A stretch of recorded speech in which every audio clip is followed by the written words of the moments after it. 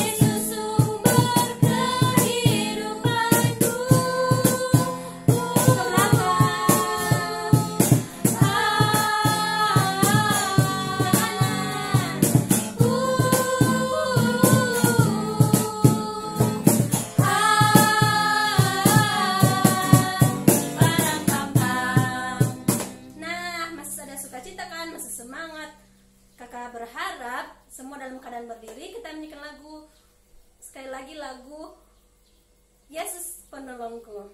Yesus itulah satu-satunya penolongku yang setia.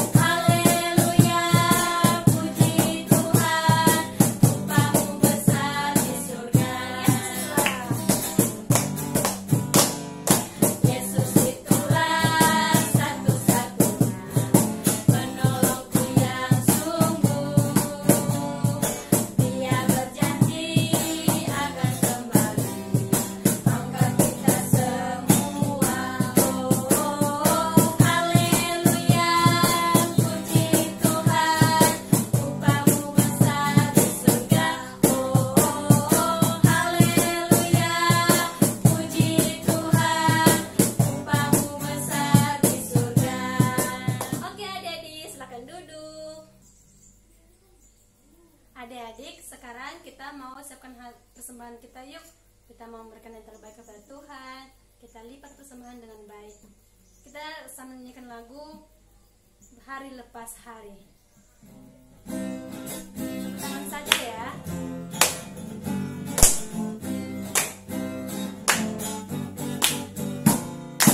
Hari lepas hari, bertambah-tambah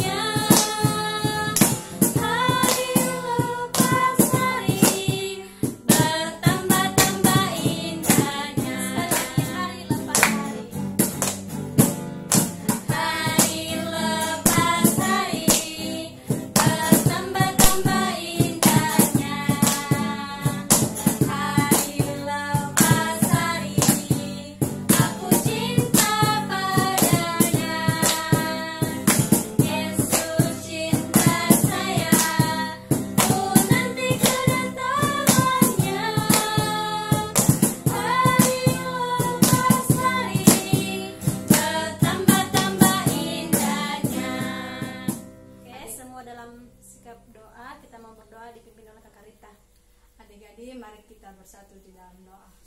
Tuhan Yesus yang baik, terima kasih buat persembahan yang telah kami kumpulkan pada pagi hari ini. Kiranya persembahan ini bisa menjadi berkat bagi orang lain dan bagi diri kami sendiri.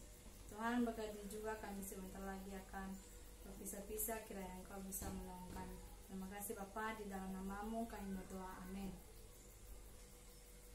Adik-adik, kita sudah memuji Tuhan. Sekarang kita mendengarkan firman Tuhan dengan hati yang siap, dengan menyanyikan lagu Yesus Sahabatku.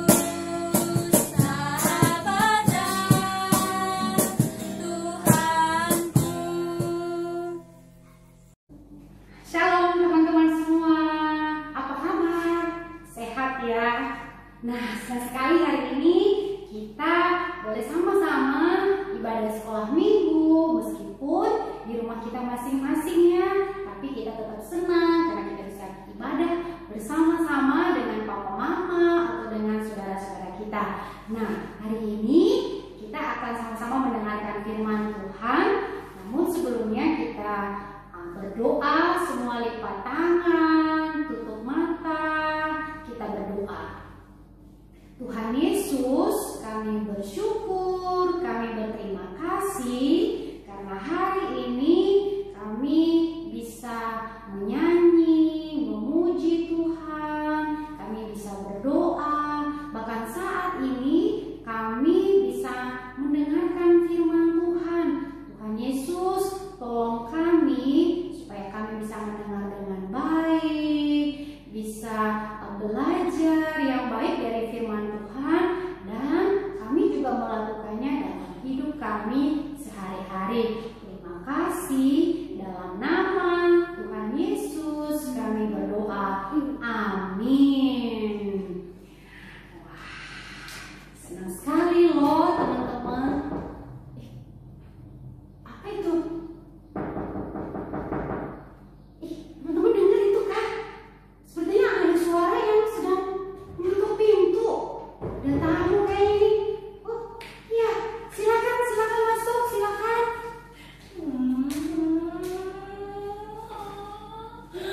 Kenapa menangis? Teman-teman,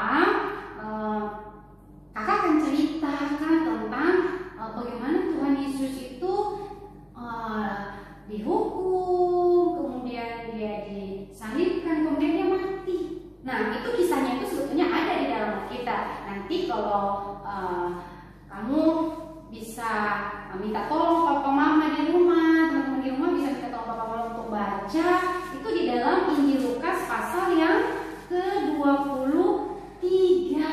Nah, teman-teman, ternyata ya bukan hanya kakak ini juga sebetulnya yang tertarik untuk mendengarkan cerita kenapa sih Tuhan Yesus itu disalib dan kemudian itu membuat dia sedih. Pasti juga teman-teman di rumah semuanya hari ini pengen sekali untuk mendengarkan ceritanya. Nah, barangkali teman-teman masih ingat gak cerita yang minggu lalu ketika di sebuah taman itu Tuhan Yesus itu ditangkap oleh prajurit. Nah, ternyata setelah Tuhan Yesus itu ditangkap oleh para prajurit, Tuhan Yesus itu dibawa ke sebuah tempat di mana para pemimpin agama itu berkumpul. Wah, lalu para pemimpin agama itu senang sekali setelah Tuhan Yesus itu berhasil ditangkap. Nah, lalu kemudian para prajurit dan para pemimpin agama itu membawa Tuhan Yesus itu kepada seorang yang bernama Pilatus. Siapa? Pilatus. Pilatus itu tahu gak siapa orangnya? Pilatus itu seorang gubernur, seorang pemimpin. Nah, para pemimpin agama itu kemudian berkata kepada Pilatus, Pilatus, ini loh orang ini harus dihukum, dia layak dia untuk disalibkan. Terus setelah Pilatus mendengar hal itu, Pilatus kemudian mengatakan kepada prajurit, oke, bawa dia ke sini, saya akan bicara dengan dia. Nah, setelah Pilatus bicara dengan Tuhan Yesus, dalam pembicaraan mereka itu Pilatus tidak menemukan kesalahan Tuhan Yesus. Lalu kemudian Pilatus berkata kepada para prajurit dan kepada pemimpin agama tadi, saya nggak menemukan loh dia itu bersalah. Mungkin seperti yang kamu bilang tadi juga, dia kan tidak bersalah kan? Dia kan orang baik. Dan betul, Pilatus mengatakan enggak, saya tidak menemukan kesalahannya. Lalu kemudian orang-orang itu memaksa Pilatus untuk menghukum Tuhan Yesus. Lalu Pilatus kemudian mengatakan kepada prajurit, oke, sekarang kalian bawa dia kepada raja. Raja siapa? Tahu? Raja Herodes. Siapa namanya? Herodes. Nah, Raja Herodes itu dia lebih tinggi dari gubernur kan? Posisinya di atas lagi. Tadi kan Pilatus, di atas lagi Herodes. Jadi mereka membawa si Yesus tadi itu ke Herodes, raja pada waktu itu.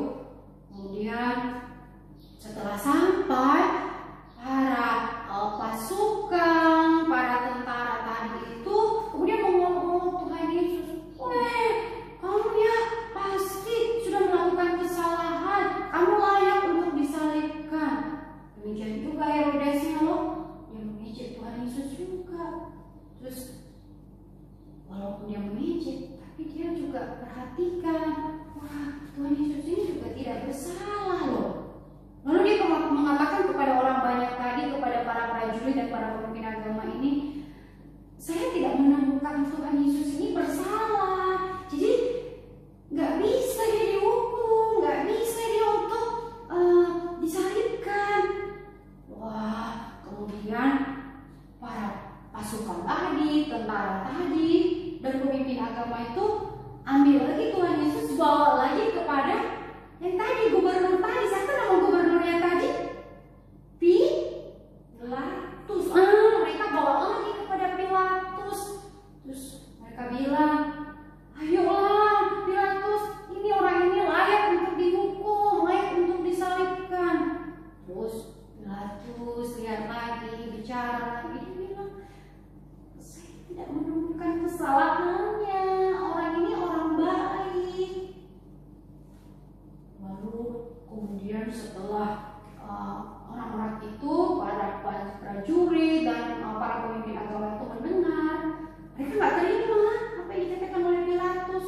Mereka semakin keras berteriaknya, mereka katakan, salibkan dia, salibkan dia. Lalu kemudian karena desakan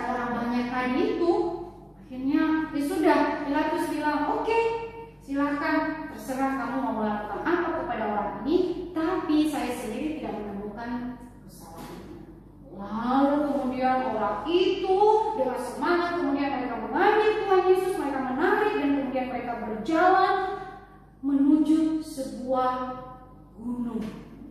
Gunung yang bernama Kalvari. Apa namanya? Kalvari. Nah, di gunung itu kemudian mereka membawa Tuhan Yesus dan mereka menyalibkan Dia. Nah, di Kalvari itu Tuhan Yesus disalibkan.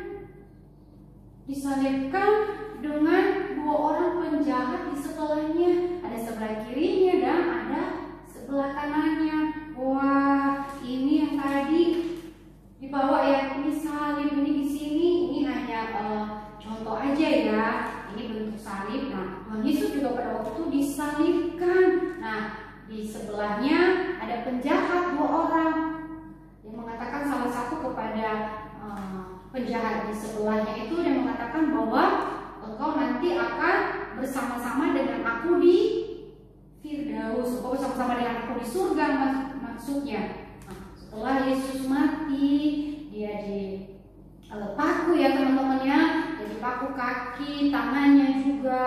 Kemudian Tuhan Yesus itu berdoa. Tuhan Yesus berdoa, dia mengatakan, Bapa, ampunilah mereka karena mereka tidak tahu apa yang mereka lakukan. Nah, adik-adik semua, Tuhan Yesus begitu sangat menderita. Setelah dia berdoa seperti itu, kemudian Tuhan Yesus sesuatu yang sangat menyedihkan, ya, sedih sekali. Dan begitu juga para murid-muridnya pada waktu itu, ketika Yesus mati, mereka melihat, waduh, gak ada lagi guru kita, gak ada lagi yang mengajar kita. Mereka begitu sedih sekali, bahkan begitu mereka sangat ketakutan pada waktu itu. Nah, adik-adik semua, setelah peristiwa Yesus mati itu, lalu kemudian Tuhan Yesus itu dikubur di sebuah tempat, dan para murid juga pada waktu itu mereka begitu sedih. Aduh, yang selama ini kita anggap Tuhan, kenapa bisa mati? Nah, tapi kira-kira teman-teman, apakah Tuhan Yesus tetap mati? Tidak ya? Nah, ternyata setelah Tuhan Yesus mati, kemudian dia dikuburkan, 3 hari setelah itu Tuhan Yesus itu bangkit. Wah, Tuhan Yesus bangkit pada hari yang ketiga, pada hari Minggu nantinya. Nah, itu nanti yang akan kita rayakan di minggu depan, Paskah. Nah, disitulah kemudian membuat kita tidak menjadi sedih ataupun kita bingung. Karena apa? Dia bukan seperti orang biasa yang mati, nggak bangun, nggak hidup. Tapi Yesus, meskipun dia mati, tapi kemudian dia bangkit. Wah, itu kan membuat kita bersuka cita, membuat kita menjadi punya pengharapan. Nah, barangkali kan muncul ya pertanyaan di hati teman-teman yang ada di rumah juga, kenapa sih kok Tuhan Yesus itu mati? Kenapa? Sama kayak pertanyaan tadi, Kak. Kenapa Tuhan Yesus mati? Ternyata Tuhan Yesus itu mati. Tuhan Yesus itu menggantikan kita. Menggantikan apa? Menggantikan hukuman kita. Kita ini kan orang berdosa. Saya orang berdosa, kamu juga orang berdosa, teman-teman di rumah juga orang berdosa. Kalau kita berdosa, kita melakukan kesalahan, kira-kira kita mendapatkan hukuman kan? Iya kan? Kita aja tidak patuh sama papa mama, kita bisa dihukum loh. Nah, begitu juga ketika kita melakukan dosa, kita layak untuk dihukum oleh Tuhan. Tetapi hukuman kita itu Tuhan Yesus yang menerimanya, Tuhan Yesus yang jadi dihukum. Sehingga hukuman dosa kita nggak terima, tapi Tuhan Yesus yang menerima hukuman kita. Wah, bukankah kita senang kan kalau seperti itu? Nah, mungkin juga muncul kan pertanyaan di hati kita, siapa sih yang menyuruh Tuhan Yesus untuk mati di atas kayu salib? Kira-kira tahu nggak siapa? Enggak tahu. Iya, Tuhan Yesus disuruh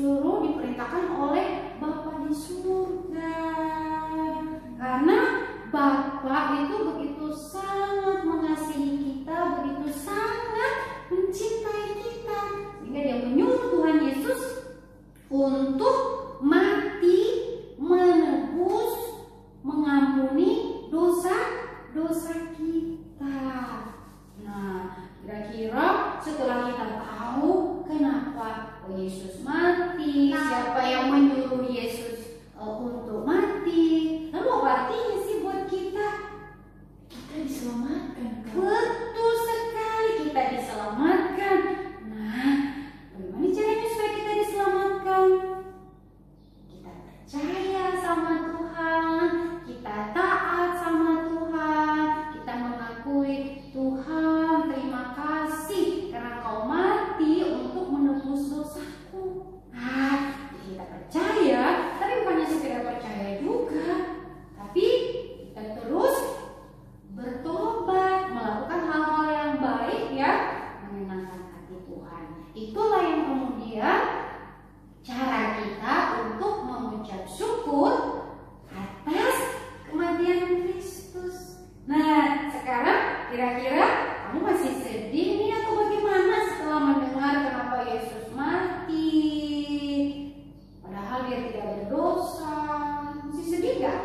Aku baru mengerti sekarang, Kak. Berarti harusnya kita bersuka cita ya. Betul sekali.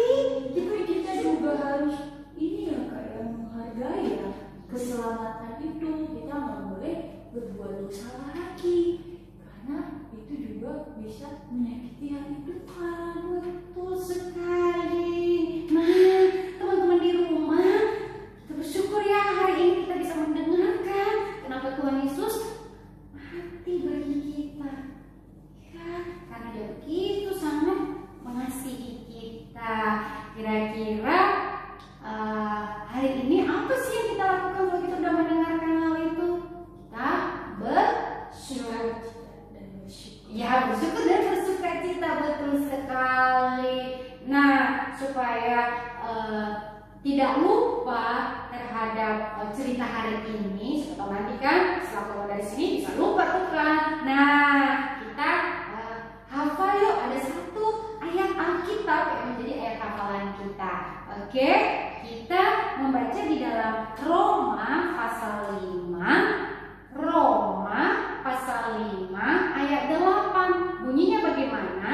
Kita akan baca kepada kita.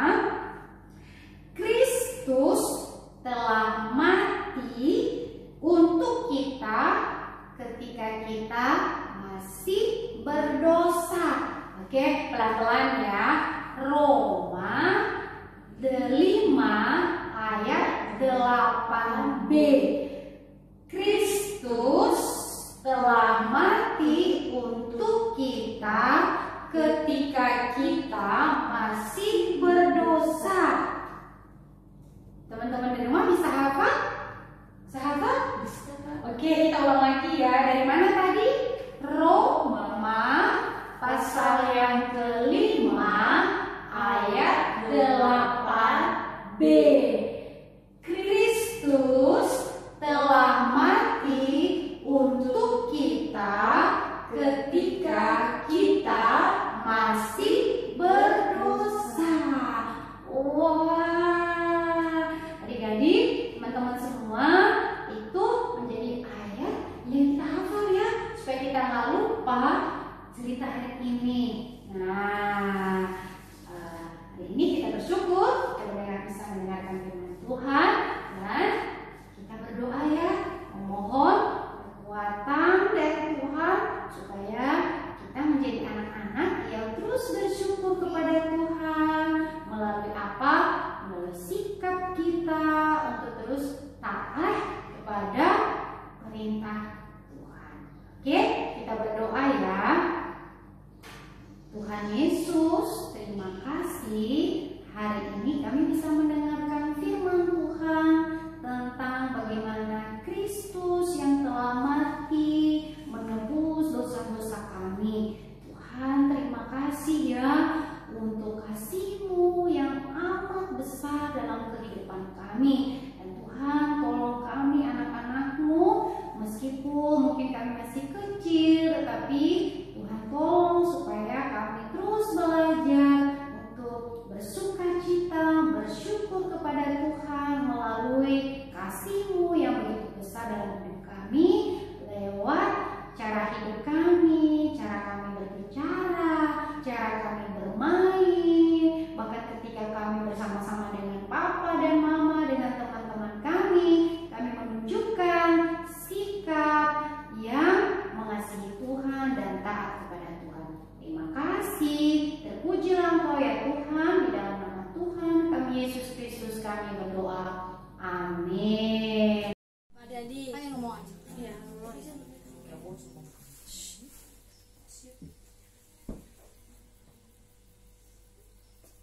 Adik-adik, tidak terasa ya, kita sudah mengakhiri ibadah kita.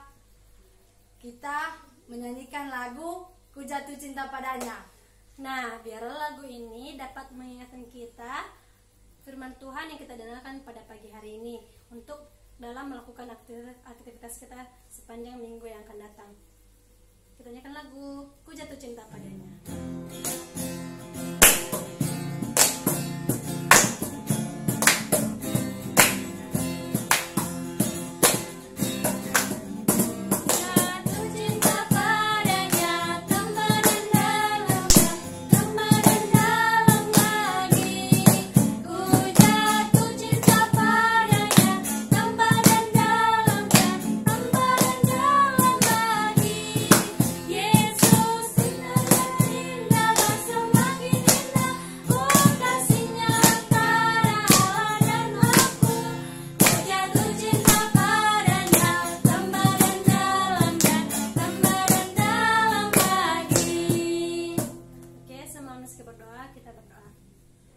Tuhan Yesus yang baik, terima kasih Tuhan karena Tuhan telah menyertai kami sepanjang ibadah.